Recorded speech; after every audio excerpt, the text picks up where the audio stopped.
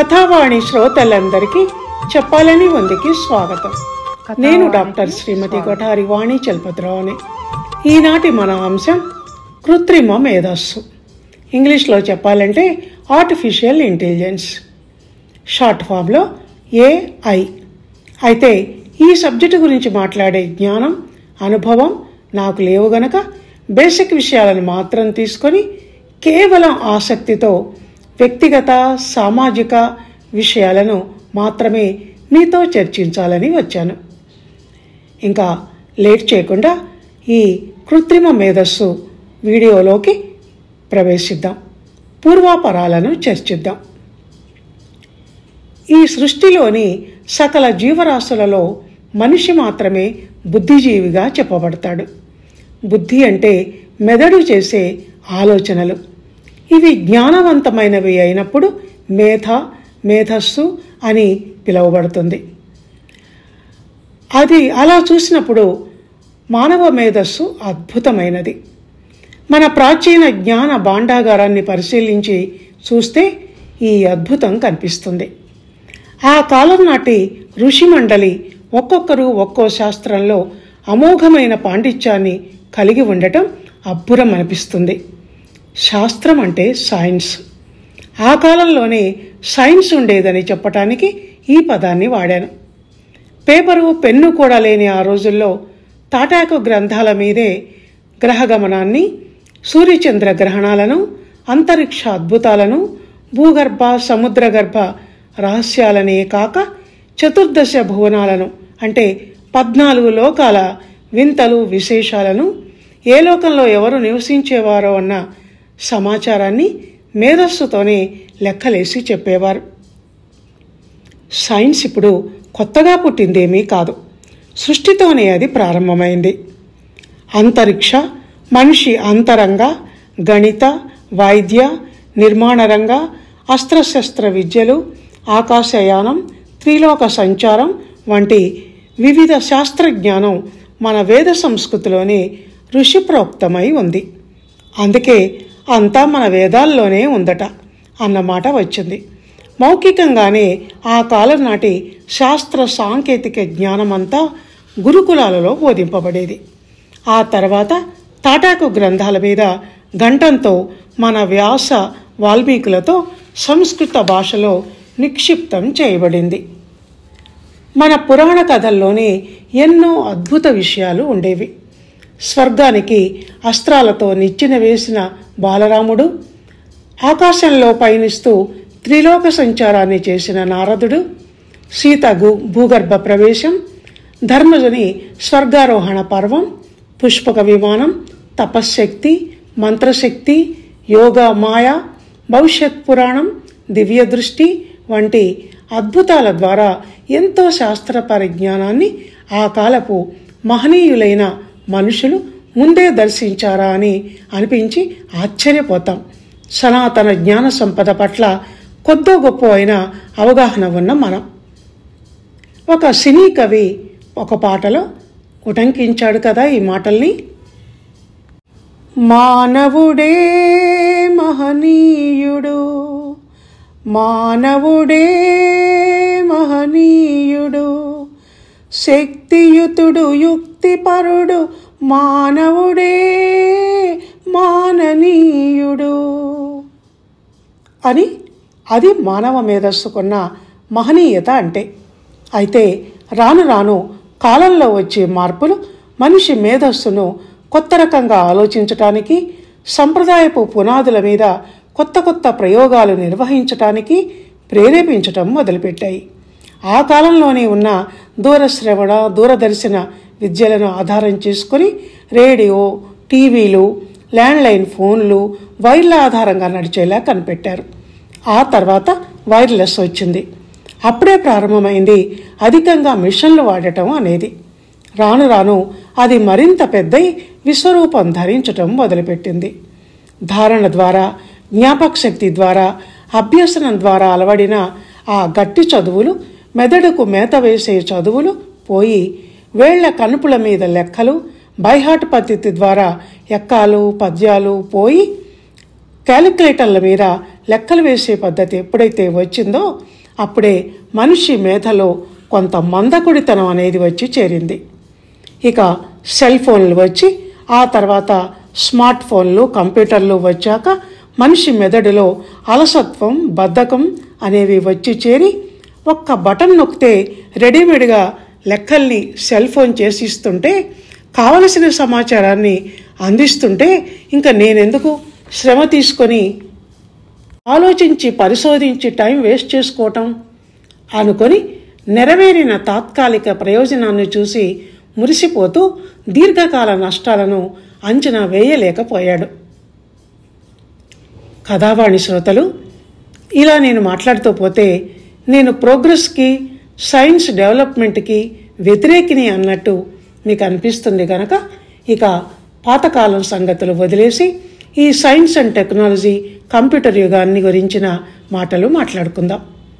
ఇది డిజిటల్ యుగం, స్మార్ట్గా పనులు జరిగిపోయే యుగం. కూర్చున్న చోటు నుంచే పనులు చకచక ఫోన్ల మీద కీబోర్డ్ సహాయంతో చేసుకుపోగల యుగం.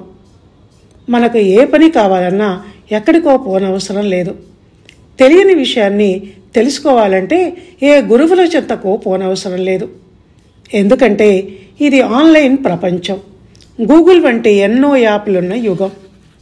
ఇది చాలదన్నట్టు కృత్రిమ మేధస్సు, ఆర్టిఫిషియల్ ఇంటెలిజెన్స్, షార్ట్ ఫామ్లో చెప్పాలంటే ఏఐ అనేది ఒకటి కొత్తగా వచ్చి మేధో ప్రపంచంలో శరవేగంతో దూసుకొని పోతోంది. అది మనకు చెయ్యని పని లేదు.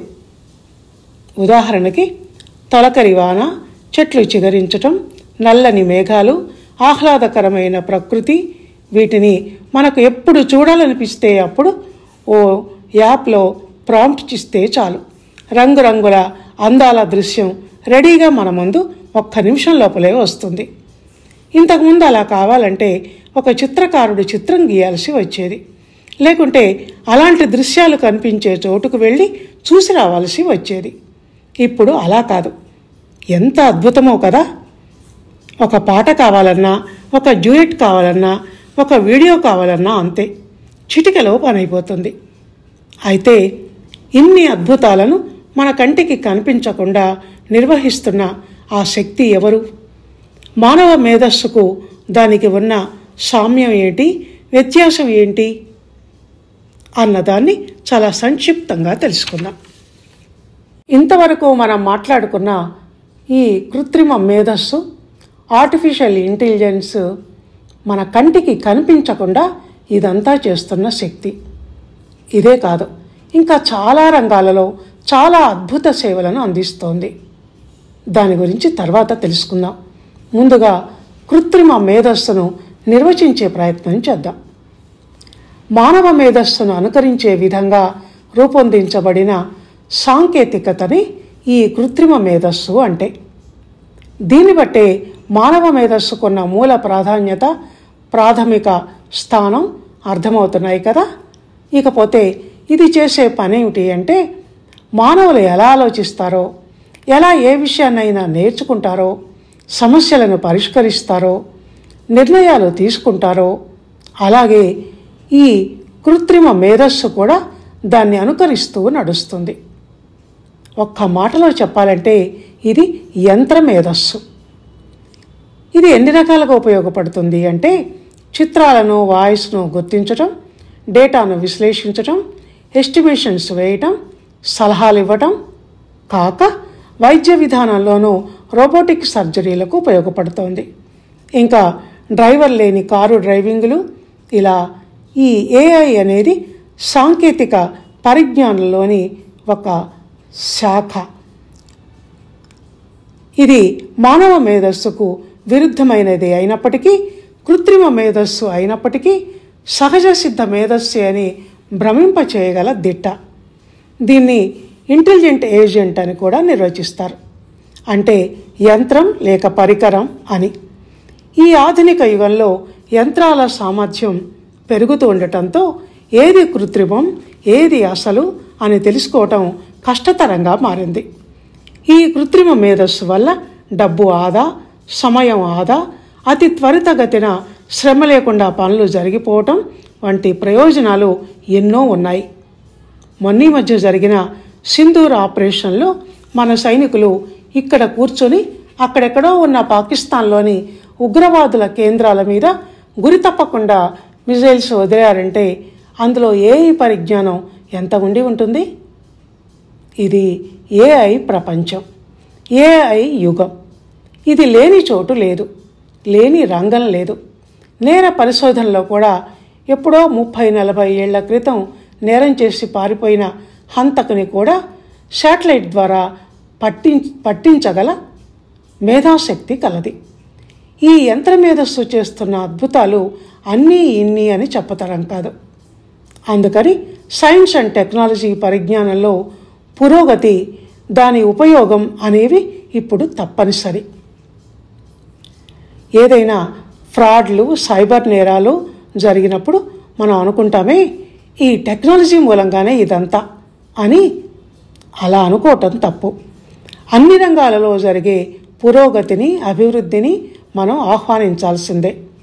కాకుంటే దీనివల్ల సంభవించే నష్టాలను, ఆపదలను మనం అధిగమించగలగాలి.